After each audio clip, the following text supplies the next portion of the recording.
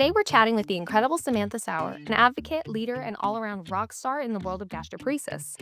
Sam heads up G-PACT, a nonprofit that supports people living with digestive tract paralysis.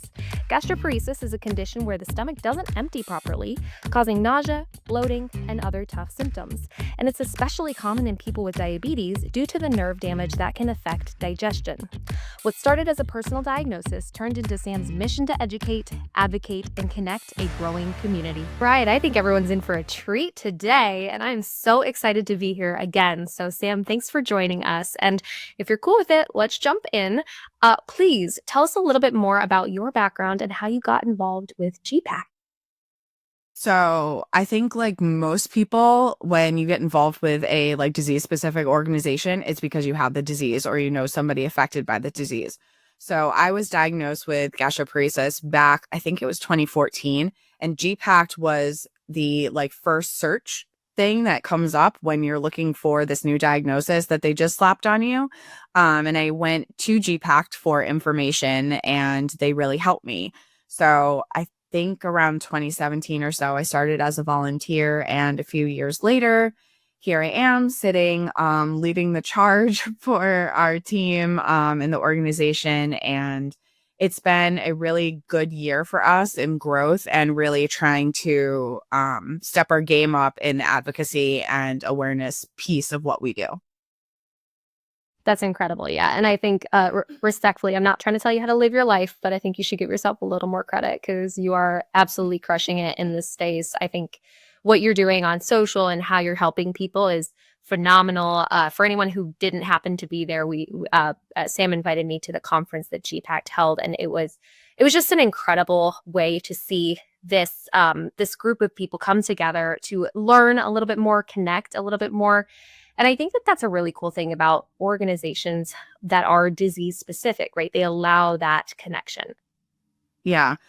This year's conference was a lot of fun for me because not only did we have great speakers, but we also doubled our attendance, which was fantastic. And that's why we like to do it virtual, not just because planning an in-person conference is incredibly hard. So just prepare for that if you ever start thinking of going down that road. But it allows anybody anywhere to come in, and the speakers this year just were so informative and inspirational and wholesome. All the comments afterwards, people were like, I learned so much. This was so great. We want to do this again. You recorded it, right? I can watch this over again. And I think that everybody just really jived together this year. And it was really cool for me to see that, and the growth from the admin perspective to see that was really amazing. Absolutely. Absolutely. And I think that something, at least in my opinion, that makes an organization so great is the connectivity of people. So if I were listening to this podcast right now and I did not necessarily have the context that you and I have, I would want to know who G-PACT serves best. So who might be interested in learning more about you, or who might be served by this organization? So while I know that this is typically type 1 content, we do, because of the connection between gastroparesis and diabetes, we do have a lot of diabetics that are in our community.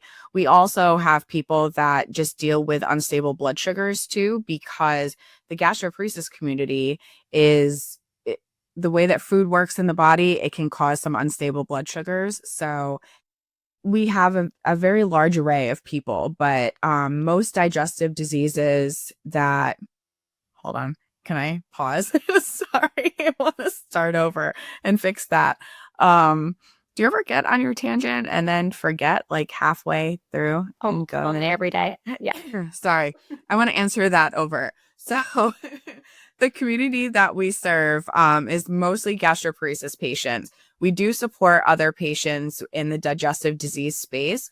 And our connection here with type 1 diabetes is that I don't want to say a lot because I don't know the actual numbers, but we do have quite a few type 1 diabetics in our space as well because of the connection between diabetes and gastroparesis.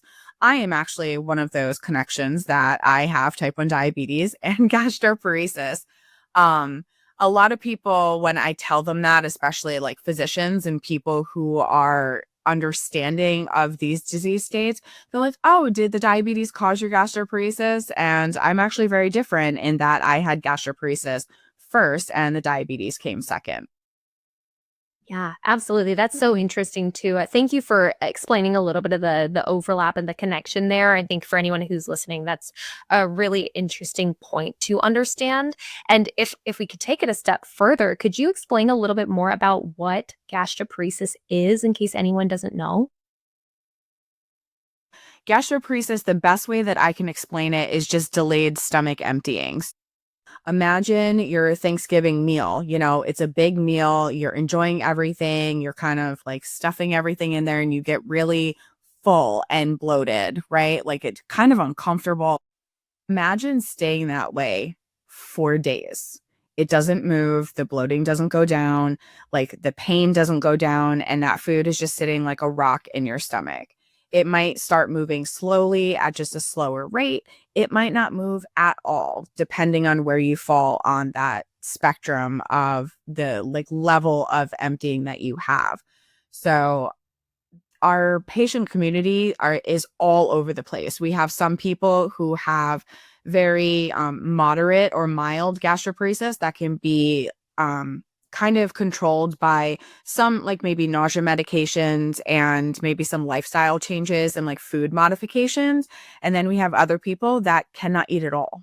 So we have everything from just a little bit to really nothing and everything in between.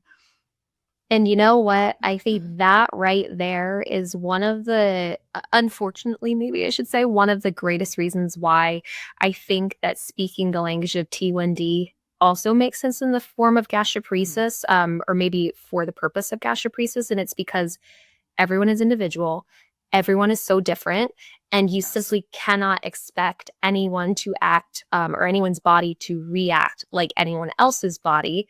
And so having that individualized, kind, considerate, empathetic approach is, I think, important in both, and especially when there is so much overlap. Yeah, I completely agree. I think even just for myself, like there's foods that I can eat some days and I can't eat them the next day, and I can't explain to you why. I can't understand that. And that actually goes for me for diabetes and gastroparesis. So putting them together, sometimes my insides of my body just doesn't know what to do. And because there's so much like in between and just there's so many different things that can happen. And the disease, I don't necessarily want to call it progressive because it doesn't progress from like mild to moderate to severe for everybody. But for a lot of people, or at least a lot of people in our community, it does progress. So as you're going through this entire process, everything has to change and you can't do what you did on Monday on Friday. It's not going to work for you anymore. So there's a lot of modifications that you have to do. And that comes with giving yourself and hopefully the people around you giving you a little bit of grace as you're trying to navigate through all of those modifications because it's not easy. Or a lot of bit of grace. Yeah, absolutely. Yeah. Yeah, when you were saying that, I went into my brain. I was like, "Oh my gosh, I forgot that you were talking about gastroparesis for a second." Because same for diabetes, Mhm. right? Type 1 diabetes is always there is a progressive aspect to it, but you're right. It's not like it's okay, in these years you'll do this, and then by this point you'll do that. It's individual. I have some Yeah. folks who have had T1D for 60 years, and honestly, sometimes I'm a little jealous, but only need 10 units of long acting insulin and have a carb ratio of 1 to 20. And I'm sitting over here like I'd need at least 30 long acting and a carb ratio of 1 to 6 or 7, right? So Yeah. everyone is so different, which is the potentially best and worst part about it, I guess. This is, Yeah. if someone gets it that everyone's different, that's probably the best. And then if someone doesn't get that everyone's different, sometimes it feels the worst. So maybe this is just my small slight soapbox. I'll get off in a second, promise. But if you feel like you've been treated unfairly or with a lack of empathy, or you feel like what they said did not apply to you, I just want to validate that here and there. You may be right. And I think the best way to figure that out is to continue to have those communications, those conversations, and to advocate for yourself. Yeah, I completely agree. And I know that in our group, that goes with like just trial and error with food. And again, like what works for me might work for you, but there's absolutely no guarantee that it will. And I think that when you can't eat and life is surrounded by food, like you cannot get away from that, right? And not everybody has the access to maybe the foods that they need or the like enteral nutrition that they need. As that happens, what works for me and what I'm going to tell you is going to work for me. You can't always just take my advice and like take a meal plan, right, from me and apply it to yourself. It doesn't work that way. And if it does, and if you do that and then it doesn't work, I'm like, I don't know what to tell you. It's like it doesn't work, but everybody wants that answer. And you can't blame them because you want to feel better. You don't want to trial and error. You don't want a stomach ache. You don't want to vomit. You don't want to throw up. So you want somebody to tell you exactly what to do in order to survive. And that answer doesn't exist, unfortunately, for either disease or Yeah. most diseases. But it's definitely hard here when it comes down to, I don't know what to eat and I don't want to starve to death. Yeah.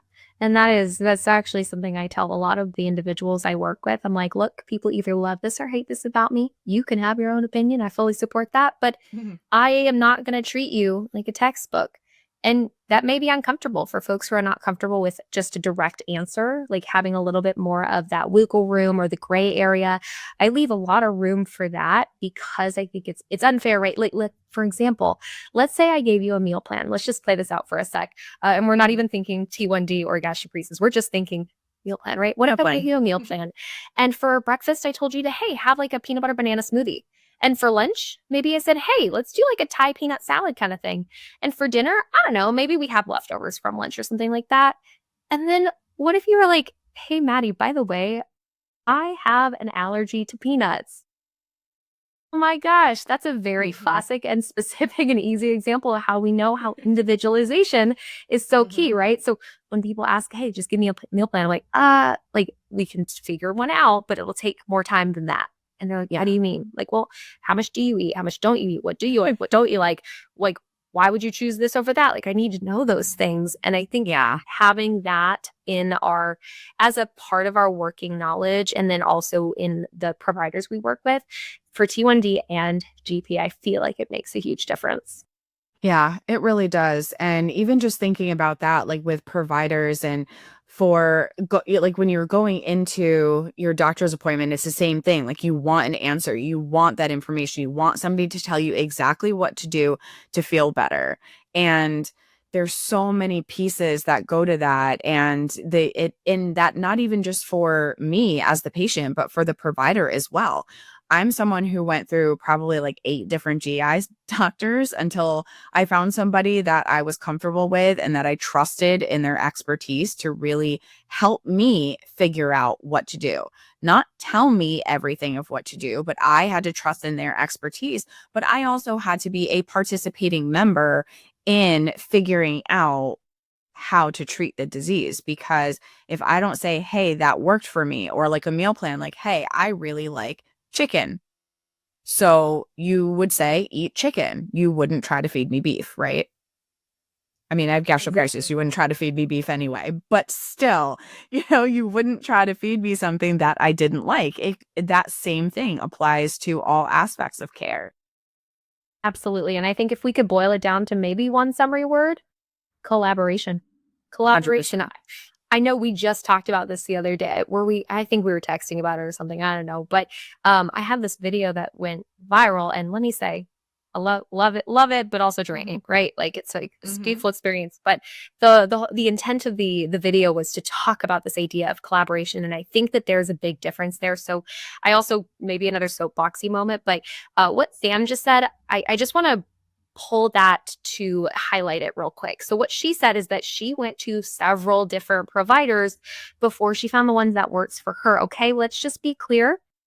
That doesn't mean she's wrong. That doesn't mean she's broken. She did the work to find the person she aligns with, and that's phenomenal. And if anyone feels like you get one doctor and you're stuck with them, you are not. And I want you to take that to heart. If you feel like you have been invalidated, you're not being listened to, you're not being treated how you want to be treated, there are other options.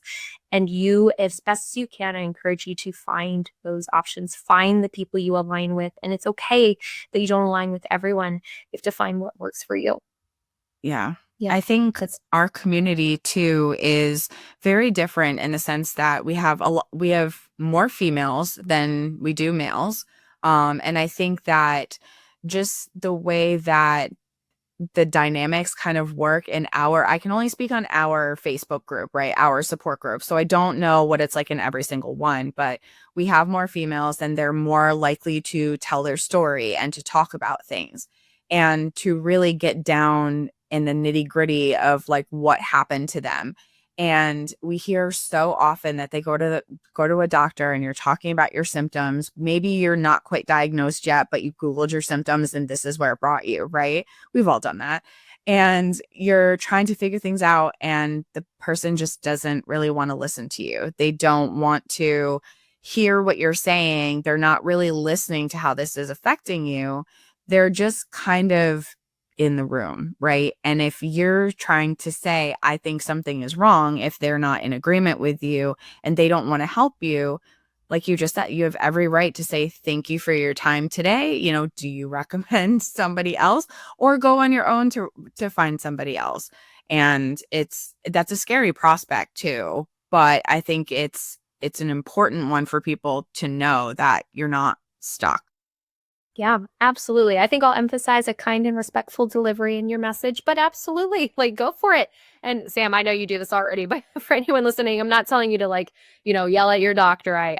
They are doing their very best with what they can, and I want to respect and value that. But it's okay if we have differences. It is okay.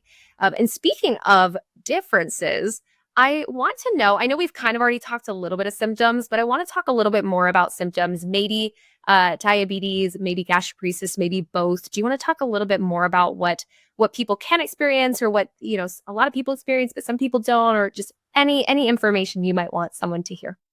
Sure. So I know that my primary two symptoms in all the years that I've been diagnosed were like vomiting and nausea, which when you Google gastroparesis, those are your top two symptoms.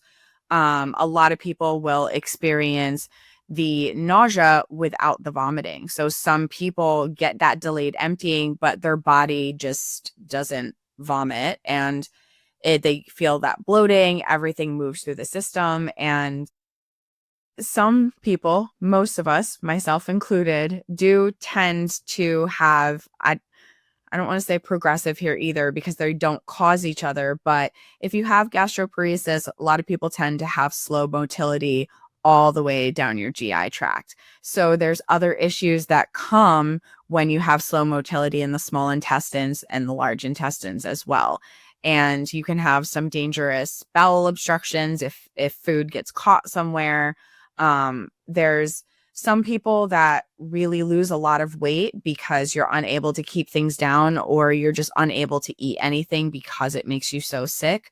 Um, I think right now for me, my symptom, the most that I deal with is nausea. I kind of have like a base level that I deal with every day, and most people have a base level that you deal with every day. And it kind of just ebbs and flows as it goes. But when it flares, everything just wants to come up, come out, and just wreak havoc all over the place. But again, just like anything else, what that top symptom is, it varies even in my own timeline. But for most patients, the general symptoms are the vomiting, nausea, and bloating, but you're going to experience more or less of those, I think, at different times, depending on how much fiber was in the food that you ate, how much fat was in the food that you ate. Was it a complex carb, a simple carb? Like when we get down to that nitty gritty, like it actually really does make a difference of what's going in your stomach too, depending on the level and of how much you're going to digest and how you can digest, if at all.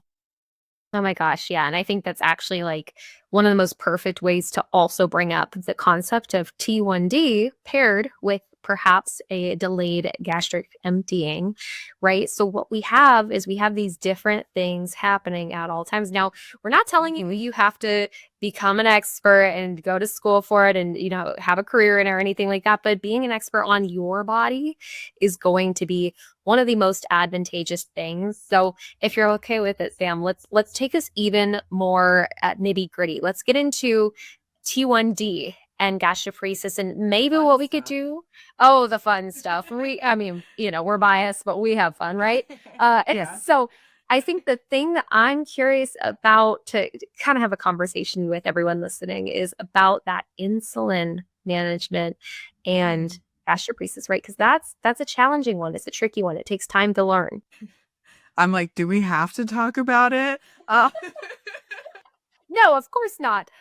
Maybe the basics, and I know we've talked about this many a time before. It's complex, right? It's confusing and overwhelming. It's a lot, and I think that's probably what you're talking about, right? It's a lot. Yeah. Yeah. And since I've gotten to know you too, like I've learned a lot from you, which has been great because there were things that but then when you take it a step further and talk to somebody who is an expert in the space or has expertise in this space, you're like, I thought I knew how that worked, but it works slightly differently than I thought. Or maybe there's a different approach that I can take to this. And one of the things that I want to mention, because I think for me, it was one of the most like game-changing moments in how I handle like my blood sugar and when I eat something, was to compensate for the fat and the protein after my meal. So when I was having a carb heavy meal that also had fat and protein, instinctively you look and you're like, okay, I need to bolus X amount of, units of insulin for X amount of carbs and I'm good. And I kept skyrocketing. Like, I don't need to tell you, you heard me complain about it. And I'm like, I weighed this. I know I gave the right amount of insulin for these carbs. And it was the fat and the protein of that like secondary bolus later. And for me, because I digest so much slower, one of the things that I had to learn the hard way, that is an incredible balance that is going to change day to day to day, and that you have to have just the knowledge that it's going to change every day, because that digestion moving so slow, you can give yourself insulin for what you're eating. If it doesn't move through your stomach, if you're not digesting it, you're going to cause a low for yourself. So I've been in a situation eating something, it does not move, and now my blood sugar is plummeting, and now I have to do something with this. I've got a rock sitting in my stomach. I need to get my blood sugar up. Like it's a scary situation.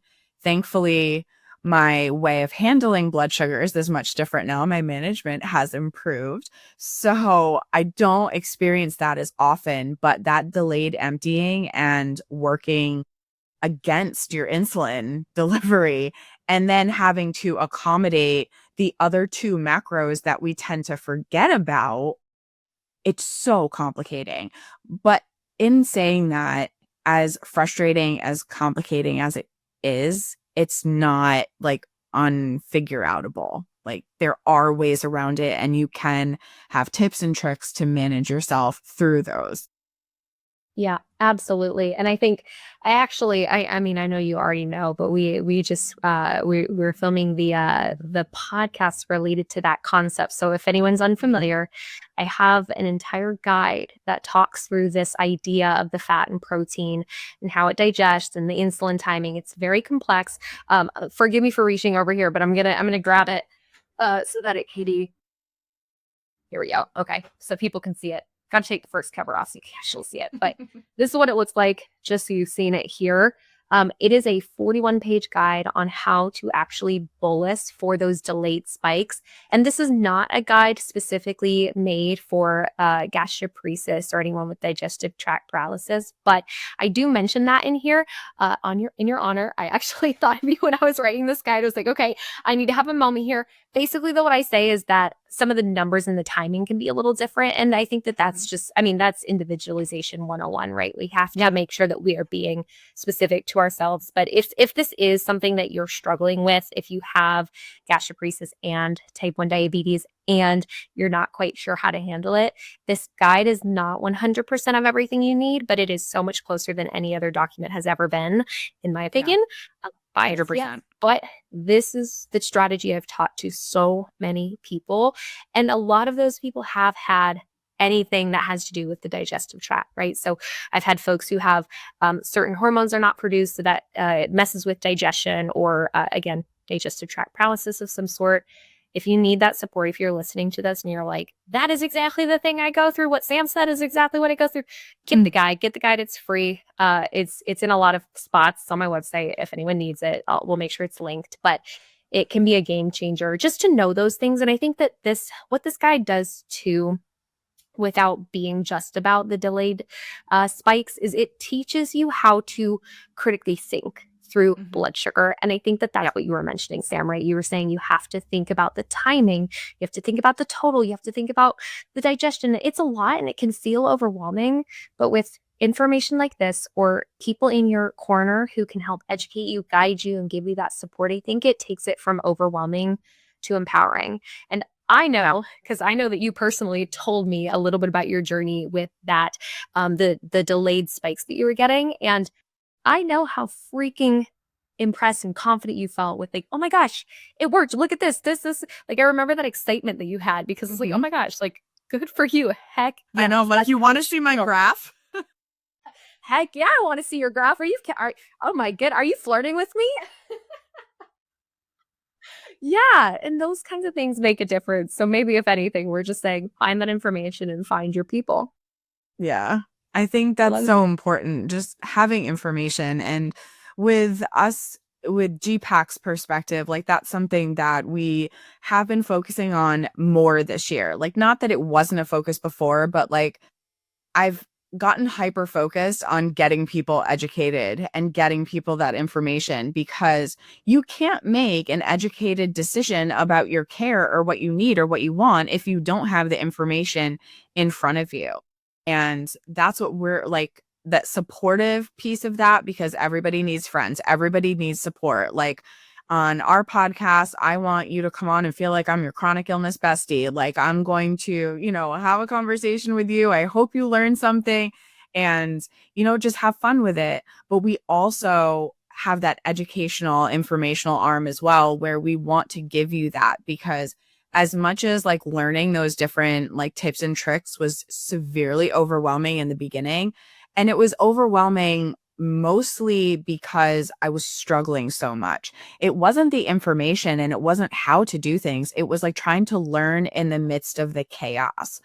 But once I got through that and I learned what to do, all of that chaos calmed down. It's not 100%. Some days I'm like, I gave you that second bolus and you didn't listen to me. But sometimes diabetes, just diabetes, and it is what it is, but I don't panic over it anymore. The anxiety is down. And that's what everything that you have discussed, all of those things, that's what you gave me, was the confidence to be able to take care of myself and to lower my anxiety and my husband's anxiety over my blood sugars and trying to figure things out. So definitely recommend anybody get that guide, because it was a huge game changer. And I'm not just saying that.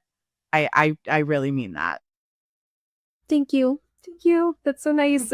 Yeah. And I think that, again, like, find the people that speak your language, grab this guide. And if it doesn't speak your language, first of all, please call me out and let me know. I am not afraid of criticism. Like, you have something to say. If you deliver it in a compliment sandwich, I mean, I love that, but like, I can take it, bring it on. My goal is to be helpful and educational. So if this doesn't do it for you, then let me know, right? You'll help someone else. And I think that's maybe a big point too, is in any case, right? Speaking up, advocating, finding those gaps or those things that we have to fill in. That makes the difference in these spaces, whether it's diabetes, whether it's gastroparesis. We have to articulate ourselves. And sometimes that's hard to do. Like, previous Maddie, she cried if anyone called her out for diabetes, anything. And even if they were like, oh, what's on your arm? I was like, it's a CGM. I had diabetes, right? Like I used to feel that way. But now, oh my gosh, are you kidding me? Like you can't see my CGM. You're not going to know I'm diabetic. What am I going to do about that? Very different mindset. It takes time, right? It takes time and it takes a little bit of self-confidence. Yeah. I love that. You have provided such fantastic tips. And I'm curious now, let me just preface my question.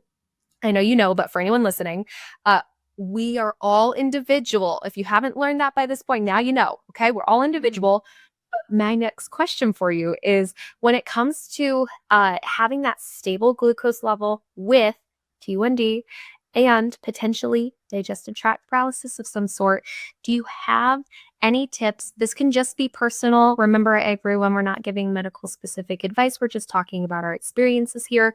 But is there anything you've learned that you wish you would have known earlier?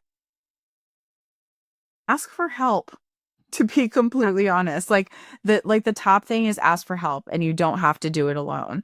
Like I think learning about macros and like just what they are and that does go beyond carbs and asking somebody to help you understand that is probably my best advice. And I know you know this already, but this happened to me before I was a diabetic that I went to a dietitian to help me with my digestive symptoms and she handed me a book geared toward diabetics on carb counting. That was the extent of the knowledge that I was given. So again, if you're in a situation like that and it's not working for you, it's very much okay to say thank you for your time and move on to find somebody else. But to really find somebody to help you with that trial and error, because there is so much trial and error and that can be exhausting. It can be like horrible for you physically and mentally between the delayed issues, maybe the vomiting or nausea, like adding that on, causing a flare, all of those things can compile into you not wanting to do anything for yourself. But if you've reached out and asked somebody for help, whether it's a doctor, whether it's somebody in a group, whether it's doing your own search, looking for a dietitian or somebody who specializes in that, just ask for help sooner rather than later. Not like me waiting until you're so frustrated with your blood sugars and nothing is working and you're just pissed off about them all the time and you're feeling incredibly anxious over them all the time and you're constantly staring at your CGM, looking at your blood sugars like every 5 minutes when it changes.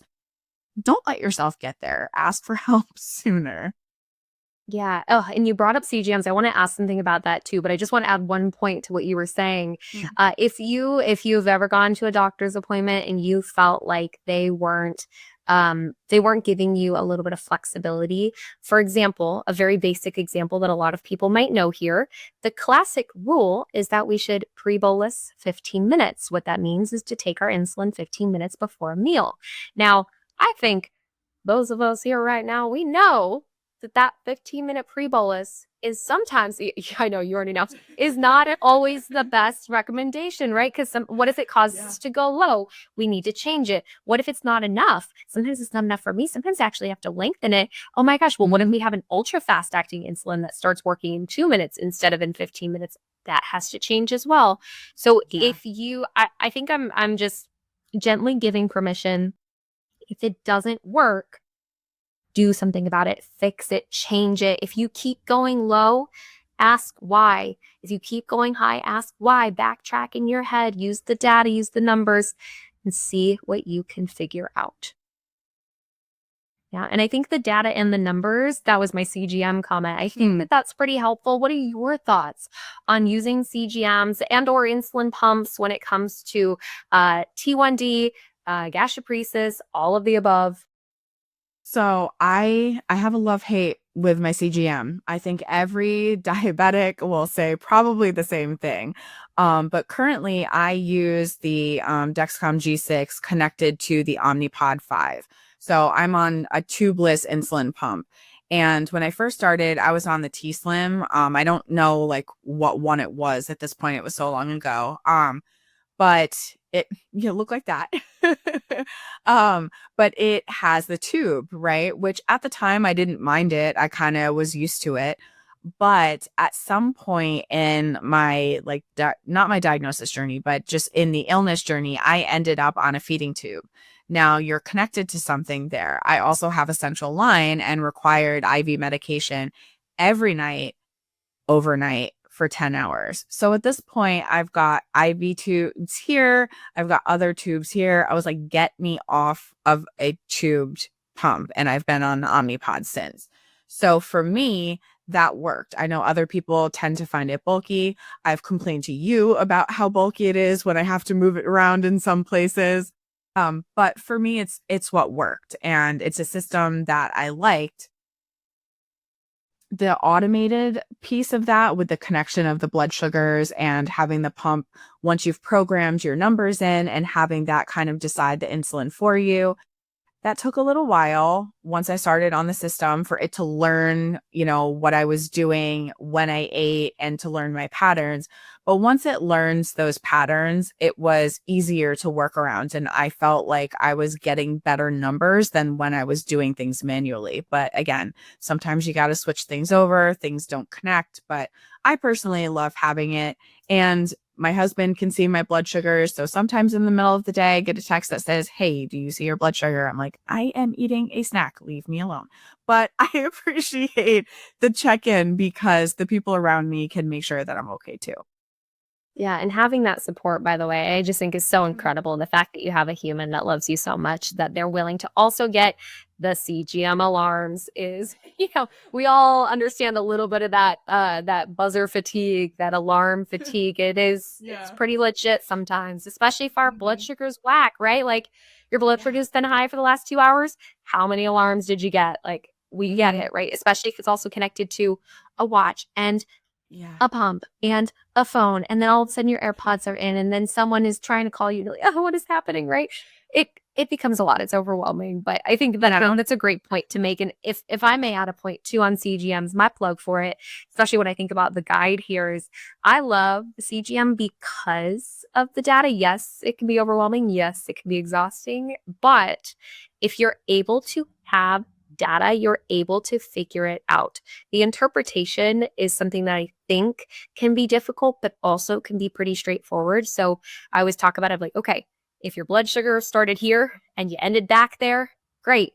If your sugar started wherever it was and then it went high, okay, well, why?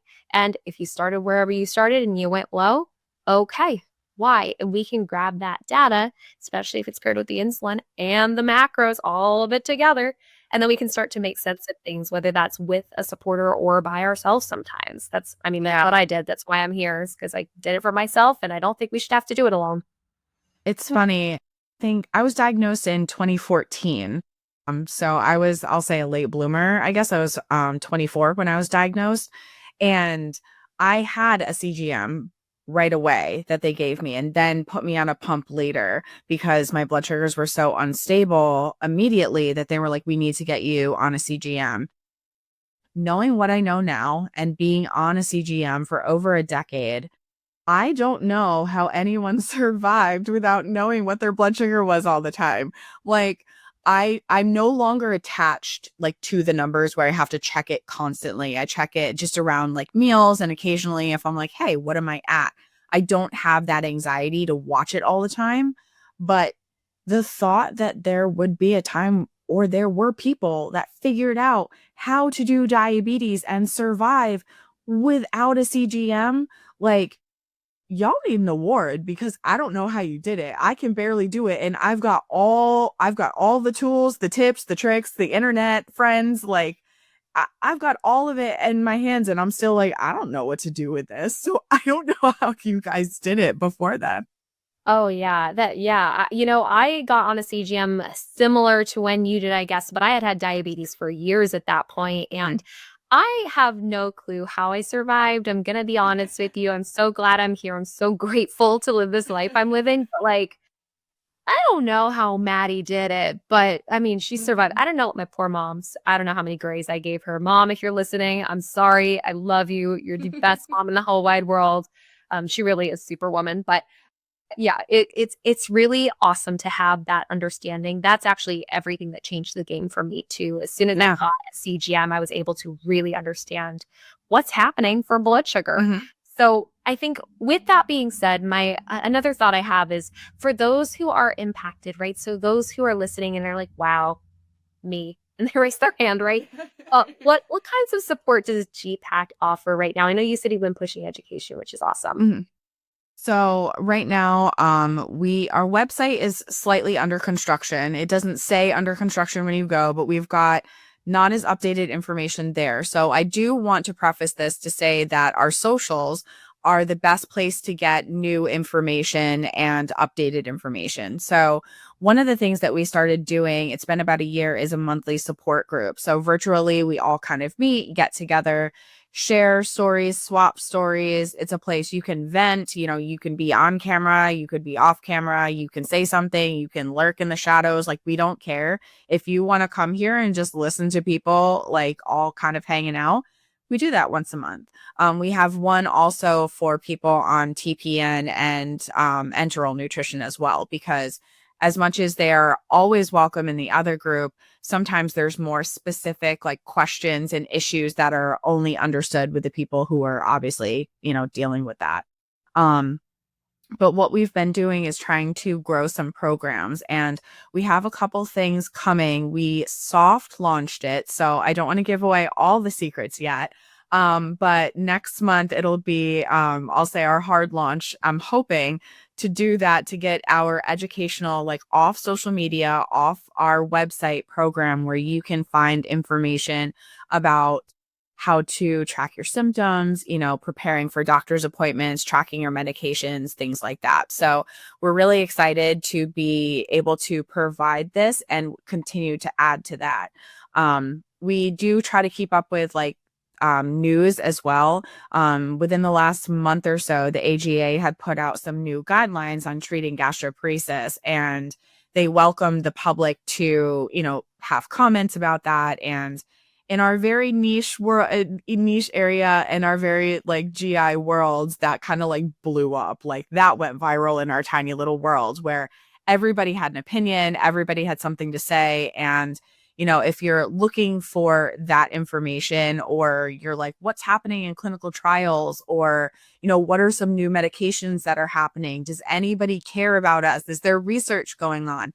We want to make sure that we're getting that information out to the public. So that's another piece of things that we're trying to educate people on, is not just how to treat the disease and not what is gastroparesis, but all the things that surround it and the new treatments that are coming up.